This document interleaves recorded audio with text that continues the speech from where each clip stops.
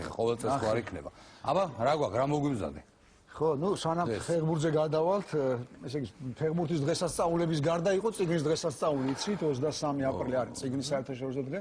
საქართველოს შეუერთდა რამდენიმე წლის წინ სხვათა შორის და რამდენიმე წელი აღნიშნავთ და იყო ხოლმე ფართო აღნიშვნა და მასშტაბური და ასე შემდეგ, მაგრამ წელს ისე მოხდა, რომ გამომცემლებმა და არა მხოლოდ გამომცემლებმა გამოთქვეს პროტესტი იმის გამო, რომ იცვლება სახელმძღვანელოების, ესე იგი სასკოლო სახელმძღვანელოების გამოცემის წესი და დაფინანსების სხვათა შორის და ამის გამო ესე იგი არ აღინიშნა ისე როგორც იმსახურებდა მაღაზიების კი დაიკეტა.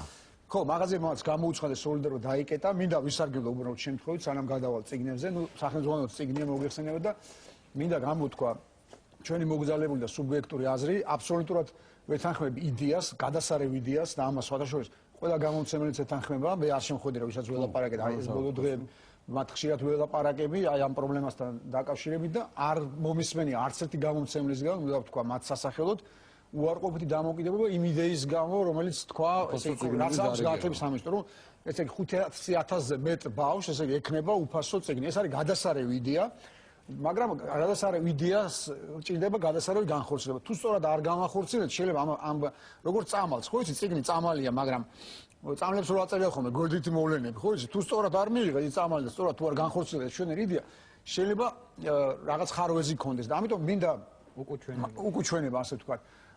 იმ კი მცირე არიან და მართლა ასე ხდებოდა, რომ გამომცემლებს საკმაოდ დიდი შემოსავალი ჰქონდა, არაფერი აქ არ გასაგებია, ნამდვილად ასე სახელმძღვანელოების ბიზნესისგან ასე ვთქვა, ესეც კომერციული სფეროა, მაგრამ მეორეს მხრივ ესე გამომცემლობა არა მხოლოდ ესე კომერციული მხარე იყო ამ დიდ პროცესში, არამედ ესე იგი შუალედური რგოლი, ესე იგი დამკვეთსა და სტამბას შორის, ანუ ეს X ავტორ უფლების დარღვევა არ მინდა რომ მოხდეს.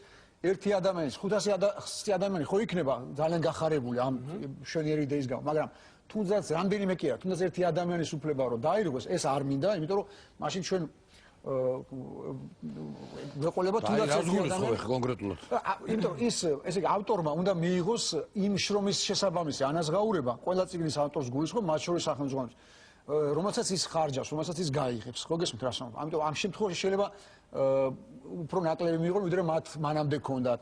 ამიტომ უამრავი დეტალი, რომელსაც უნდა აუცილებლად შეხვედრა და დიალოგი და მე არ მინდა რომ ახალი ხელისუფლებაც ასე ხალხის და ესე იგი სხვასთან დიალოგის და ურთიერთობის გარეშე წყვეტდეს საკითხებს, იმიტომ რომ და წინა ხელისუფლება რასაც აკეთებს, ის არ გაიმეორონ. შეხვდნენ გამომცემლებს, ეს ძალიან მინდა და ყველა ის დეტალი, რომელზეც არის პრეტენზიები, რომელზეც არის სხვა საშუალება, რომელზეც შეიძლება შეთანხმება ყველაფერს თავი დავანებო და ყოველთვის შეიძლება რაღაც კომპრომისის მოძებნა ადამიანები მით განსხვავებით ცხოველებისაგან რომ დიალოგი ცხოველებს არ შეუძლიათ. ყეფა შეუძლიათ თქვა კბენა და ხრენა მაგალითად.